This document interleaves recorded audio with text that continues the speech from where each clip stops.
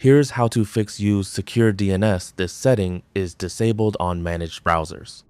If you're unable to click the setting because it has been locked by a policy, then follow these steps to remove the restriction and restore access. First, open the Start menu on your computer and search for Registry Editor. Once it appears in the search results, open it. Inside Registry Editor, expand H-key current user by clicking the arrow next to it, then expand Software, scroll down, and expand Policies. Under Policies, look for a folder named Google. Expand it and then select the Chrome folder. Once you open the Chrome folder, you may see several entries listed on the right side. These entries are policy settings that can control different Chrome features. The only entry you should leave untouched is the default entry.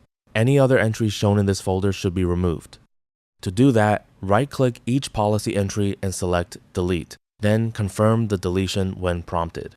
If you have multiple entries inside the Chrome folder, repeat the process until only the default entry remains.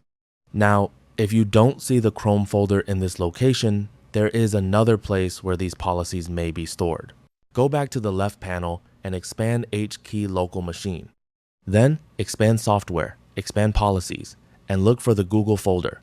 If you find it, expand Google, select Chrome, and check the entries displayed on the right side. After deleting the entries, close Registry Editor and restart your computer. Once your computer has restarted, open Google Chrome again.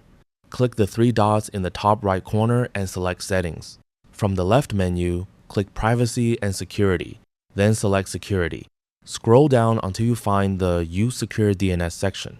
The settings should now be available, and you should be able to enable or modify it without the option being grayed out. And that's it. That's all for this video. Thanks.